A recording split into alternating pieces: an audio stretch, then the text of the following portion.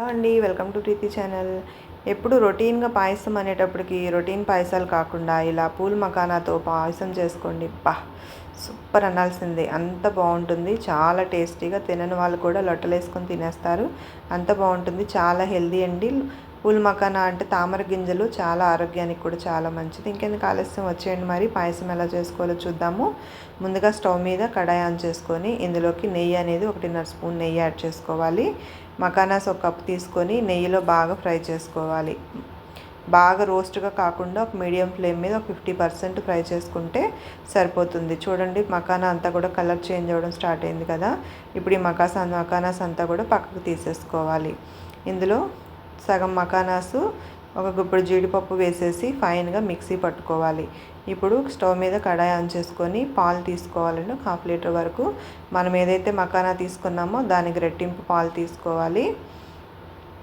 పాలు అనేవి బాగా మరగనిచ్చుకోవాలి. జస్ట్ ఒక పొంగుతుంది చూసారా, ఇలా పాలు మరిగి పొంగుతున్నప్పుడు ఇందులోకి మనం మకానా ఏ కప్పుతో అయితే తీసుకున్నామో అదే కప్పులో సగము, అంటే మన టేస్ట్కి తగినట్టుగా షుగర్ అనేది యాడ్ చేసుకోవాలి. షుగర్ అంతా కూడా ఈ పాలల్లో వేసేసుకొని బాగా కలుపుకోవాలి. పాలు దగ్గర పడిన తర్వాత ఇప్పుడు మనం ఫ్రై చేసి పెట్టుకున్న సగం మకానా పక్కన పెట్టుకున్నాం కదా, ఆ మకానాన్ని వేసేసుకోవాలి. ఇందులో సగం మకానాన్ని మనం పొడి చేసి పెట్టుకున్నాం కదా, పాలు దగ్గరికి అయ్యే కొద్దీ ఆ పొడి మిశ్రమాన్ని కూడా వేసేసుకోవాలి.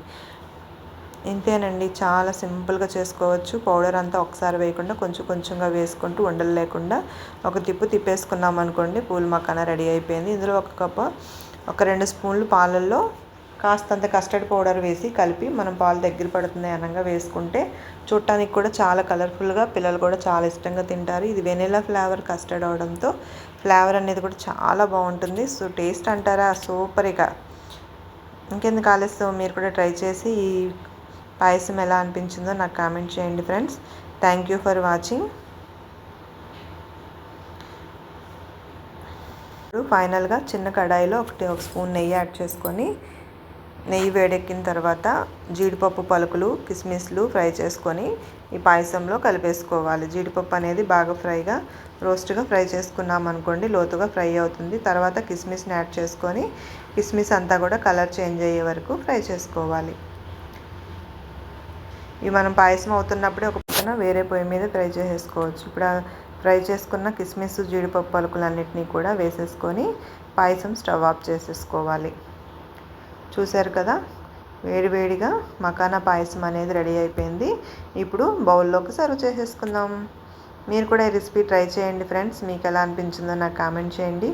మకానా పాయసం అయితే సూపర్ అంటబ్బా, చాలా టేస్ట్ బాగుంటుంది. మరి ఇంకెందుకు ఆలస్యం, మీరు కూడా ట్రై చేసేయండి. లైక్ చేయండి, కామెంట్ చేయండి, ఫ్రెండ్స్కి షేర్ చేయండి.